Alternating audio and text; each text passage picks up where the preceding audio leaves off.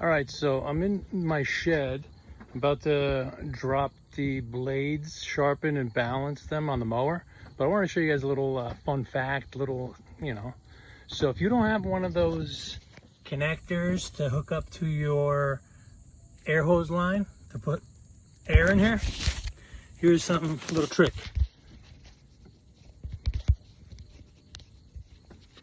Sorry, bear with me.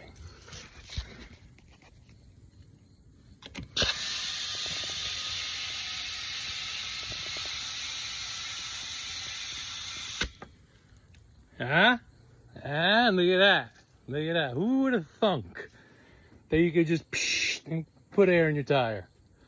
So for anybody out there in the shop, in the middle of doing stuff and you don't have yourself one of these, I actually have another one with the pressure gauge on it, but it is in the work van. So I figured, why not? Sharing is caring. All right, so next is getting the impact gun and removing the blades. I just had it. Up here it is. The name is Bond. Albon 007. All right, everybody. All right, so blades are off. These right here, so what you call a mulching blade. So these three, they're not blades, but they will chop up all your grass fibers and actually will refeed the grass coming in as compost. So that's pretty cool. I'm retiring a set of blades because you notice how they're just they've seen better days. So a little bit of grass education right now. So if everybody sees, that is a thick green luscious lawn. Envy of the neighborhood. I never went for that accolade or that award, but that's what the neighbors say, so I'm gonna roll with it. So that is called a zoysia grass. So zoysia is from the family of like Bermuda and St. Augustine family, which is more of a southern type of grass. It thrives in heat and it grows anywhere. So as you can see, thick like a Persian rug. It's drought resistant, it's disease resistant,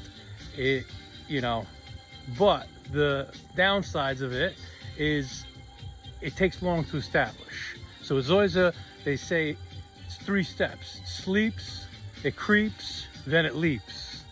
So I've seen it firsthand because it took years for me to get it to this point, but it's totally worth it. It's a patience game, just like life. Patience, perseverance, always don't give up. But the downside of this grass, once it gets cold, it will go dormant, it'll turn brown. Development of thatch. Thatch is that under layer of excess grass, so you got to dethatch and keep that maintenance. And it's invasive, so like it will work its way through cracks, it will go up it will find it's incredible. Actually, I've seen it, I'm like, what the. I threw some actually next door on these extra lots, and it took over and it was all just garbage grass. So it was kind of funny, I'm not gonna lie. All right, so with this is the blade sharpener.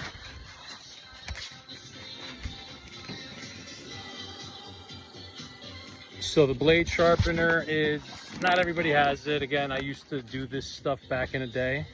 So as I learned, I got the tools necessary so I can do this stuff. So it's always important, safety first, then teamwork. So you got your eyes, you got your ears. This isn't too loud, so the ears aren't necessary, but if you're sensitive as far as decibels and whatnot, you might want to do it. But I'm gonna show you guys something.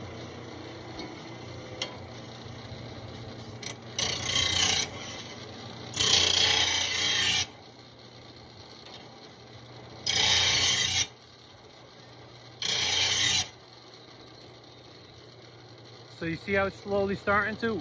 So with this kind of stuff, you want to be slow and steady, because I'm gonna have an extra blade.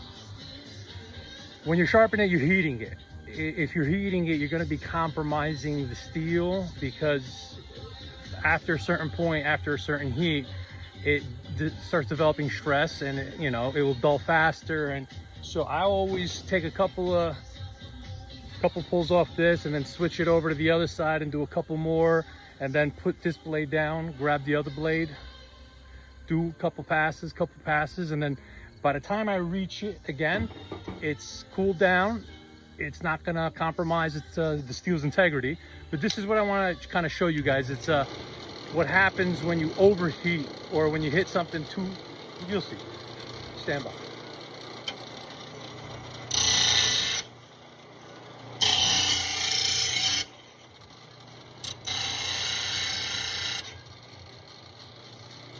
All right. Hold on. Right there. See that discoloration? So that discoloration is a heat stress. It's not a fracture, but heat stress. That shows it heated up really fast, and now that part is going to be more susceptible to dulling. And the thing is about you know, cutting grass and doing this part of everything is necessarily not sharper is better when it comes to blades, because a finer a blade with this kind of stuff, you will roll the blade of the lawnmower blade, not the grass blade. But I'm going to show you guys over here real quick before I call it. So if you notice, I'm going to pluck one of these guys. You see the tips of them? It's not cutting clean. That's right away. The first time I see that, I know the blades are done. They need to be sharpened. And then after sharpening, also, very important, that's a balancer. You want to make sure your blades are balanced, because if they're not balanced, it creates crazy vibration, destroys your deck in the long run. It causes bolts and nuts to come off, and you know, it'll just vibrate itself to fall apart. So you don't want that. And also, one last little tip. This is, you know, this is, like I said, I used to do this professionally, so for me, this is called the die gun. So I typically like to clean the backside of the blades, so then you get that nice humming, that nice, and then honestly, it's so soothing. I don't know what it is. Smell the fresh cut grass, the patterns and all that stuff. So I'll probably do this now, and I don't know if I'm going to cut it today. I might cut it tomorrow. Keep you all posted. Later.